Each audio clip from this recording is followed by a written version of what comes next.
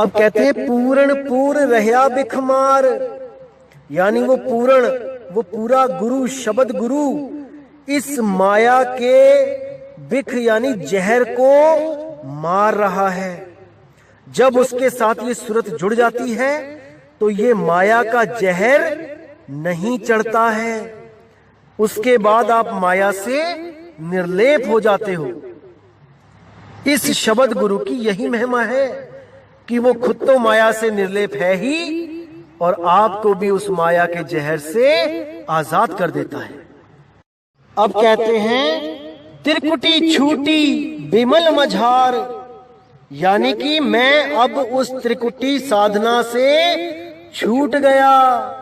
जितने भी गुरु मुझे मिले, जितने भी अधूरे गुरु जिन्होंने मुझे त्रिकुटी में ही ध्यान लगाने को बोला, उन्होंने मुझे इस काल की, इस माया की हद में ही ध्यान लगाने के लिए लगा दिया और मैं बिना विवेक के त्रिकुटी में ही झांकता रहा सारी उम्र।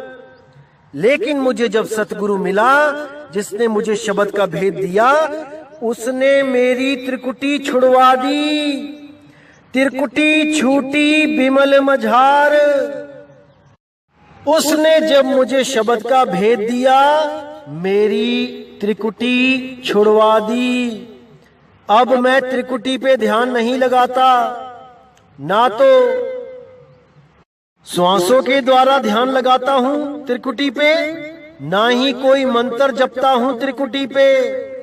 अब त्रिकुटी हमेशा के लिए छूट गई और केवल शब्द की साधना देकर मेरे गुरु ने मुझे मुक्त कर दिया, त्रिकुटी से मुक्त कर दिया।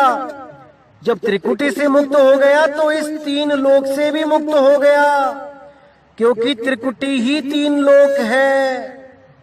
तो साहिब कहते त्रिकुटी मध्य ध्यान लगाए, कहो कहां को जाए, द्वार न पावे शब्द का फिर भटका खाए। वो शब्द द्वार जिसको 11वीं खिड़की 11वां दरवाजा बोला साहिब ने, उस शब्द द्वार का जब तक भेद नहीं मिला तब तक मैं तीन लोक में ही धक्के खा रहा था।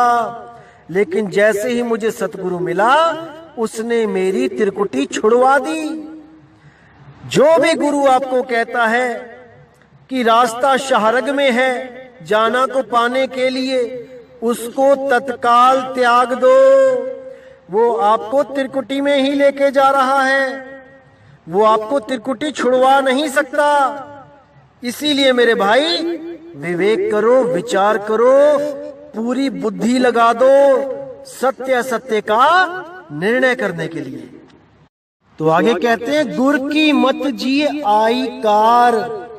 जो गुरु की मत है यानी जो गुरु का ज्ञान है, जो गुरु की सोच है, जो गुरु का विचार है, अगर आपने उस पर विचार सही से कर लिया, आपने उसको अच्छी तरह समझ लिया, तो आपके जीव का कार यानी काज बन जाएगा, आपके जीव को मुक्ति मिल जाएगी।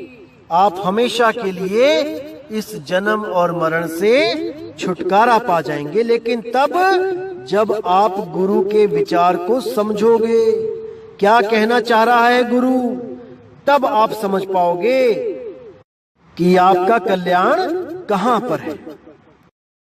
तो आगे कहते हैं इन विधि राम रमत मन मानया, ज्ञान अंजन गुरु शब्द पछानया। कि इस विधि से जो मुझे भेद गुरु ने दिया उसमें मेरा मन मान गया। उस विधि को जब मैंने समझा, जब मैंने इस मूल ज्ञान को समझा, इस विधि को मैंने समझा कैसे भजन भक्ति करनी है, कैसे उसका ध्यान धरना है, तब मेरा मन मान गया। मैंने विवेक के द्वारा ये परख कर ली कि जो गुरु ने मुझे शब्द दिया है वही सत्य है, वही सत्य नाम है, वही सार नाम है। इसमें किंचित कोई शंका नहीं रही। अब कोई शंका संदेह नहीं रहा। अब मेरा मन मान गया। कब? ज्ञान अंजन गुरु शब्द पहचानया। जब ज्ञान की आंखों से मैंने उस शब्द की परख करी, उसको पहचाना कि कौन सा शब्द है वो। क्या वो ये शब्द है जो 52 अक्षरों के द्वारा बनता है, या वो ये शब्द है जिसके बारे में सब संतों ने कहा है कि शब्द ही शब्द उजियारा, शब्द के बिना सकल जग अंधियारा। शब्द न बिन से देही, और कहे कबीर हम शब्द सनेही। हम हैं शब्द शब्द हम माही, शब्द से भिन्न और कछु नहीं। हर जगह शब्द की महिमा गाई है, लेकिन मेरा मन तब माना जब मैंने उस शब्द को पहचान लिया। उसको पहचाना मैंने कि कौन सा वो शब्द है जिसके द्वारा मेरा आत्म कल्याण होगा। अब आगे कहते हैं, इक सुख मानिया सहज मिलाइया, निर्मल बाणी भरम चुकाइया। कि उस एक नाम से जुड़कर ऐसा सुख मिला कि मेरा मन मान गया।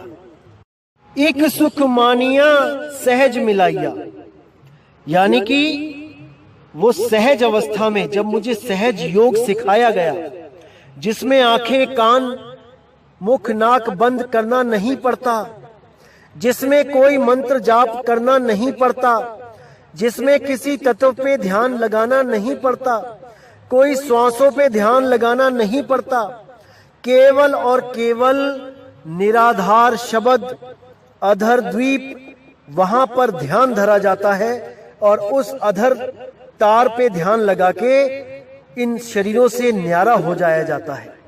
जहां पर शब्द गुरु धुनकारे दे रहा है, जहां से अमृत की वर्षा कर रहा है, और हम उस अमृत को नहीं जान पा रहे हैं, नहीं प्राप्त कर पा रहे हैं, क्योंकि हमारा घड़ा उल्टा पड़ा है। जब गुरु हमें मिलता है तो वही घड़ा सीधा कर देता है, और हमारा सारा ध्यान उस अधर द्वीप पे, उस निराधार नाम पे टिका दिया जाता है, जिसको विहंगम योग के द्वारा हम सीधे सिमरण में ला सकते हैं, सीधे उसका ध्यान कर सकते हैं। किन्हीं भी स्टेजेस की जरूरत नहीं पड़ती। कोई कहे कि आपको 5 चरण में पहुंचाऊंगा, वहां तक 3 चरण में पहुंचाऊंगा, नहीं। अरे ये विहंगम योग है, ये कोई चींटी मकड़ी या मछली की चाल नहीं है भाई। ये विहंगम योग पक्षी की चाल है। यहां से उड़ा और सीधा वहां पहुंचा, बीच में कोई स्टॉपेज नहीं है। कोई कहे कि आपकी प्रकृति मंडल पार करवाते हुए 5 मंजिलें पहुंचाऊंगा आपको ऊपर, बिल्कुल नहीं। ये सब भरम जाल में उलझाया जा रहा है मेरे भाइयों। पक्षी कभी भी चींटी की तरह नहीं चढ़ता पेड़ पे। वो चढ़ता है तो केवल उड़ के चढ़ता है, वो उड़ारी मारता है, वो कभी चींटी की तरह या मकड़ी की तरह नहीं चलता है। इसको समझ जाओ आप।